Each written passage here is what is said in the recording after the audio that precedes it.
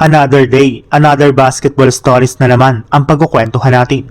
At ngayon nga ay pag-uusapan natin ang balitang rason ng sunod-sunod na pagkatalo ng Houston Rockets at ang balitang pagkuha ng Golden State Warriors ng bagong player.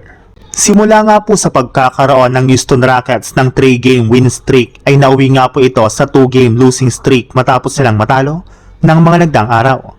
Kaya bumagsak na nga po sa 31 wins at 19 losses ang kanilang record bilang ika-4th seed kung saan malapit na nga po sila ngayong bumaba sa standings ng West. Kaya marami na nga po nagtatanong ngayon kung ano nga ba talagang nangyayari sa Houston Rockets. Expected na rin naman nga po sana na duduminahin nila ang ilang mga malalakas na team sa Eastern Conference, ngunit sadyang hindi nga po nila ito nagagawa bunsod ng malalamyang performance ng kanilang mga players. Bukod nga po kay Kevin Durant ay wala na nga pong iba pang manlalaro ang Rockets na nag-i-step up sa kanilang mga nakalipas na laban, especially pagdating sa scoring. Sa tuwing nasa bench nga po si Kevin Durant ay parati nga po silang na-outscored at na-outplayed ng kanilang kalaban, kaya kailangan talaga na merong mag-step up sa kanilang lineup kung gusto man nga po nilang manalo sa mga susunod nilang laro.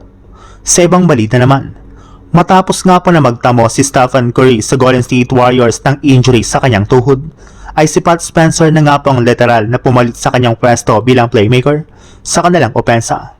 Isa rin naman nga po ito sa mga naging dahilan bakit sila nakapag-comeback sa kanilang last game laban sa Phoenix Suns.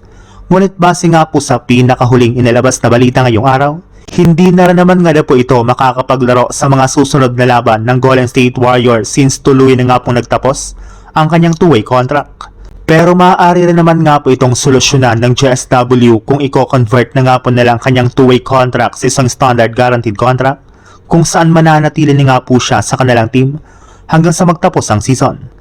Maliban rin nga po sa pagpapaperma kay Pat Spencer, ay balak rin naman nga po ng GSW na kumuha pa ng bagong player sa buyout market katulad na lang ni Cam Thomas na magagamit ng kanilang team bilang kanilang pinakabagong sixth man. Simula nga po nang mawala si Kuminga at Hield ay nawalan nga po sila ng scorer sa kanilang bench kaya kailangan talaga nila itong kunin as soon as possible.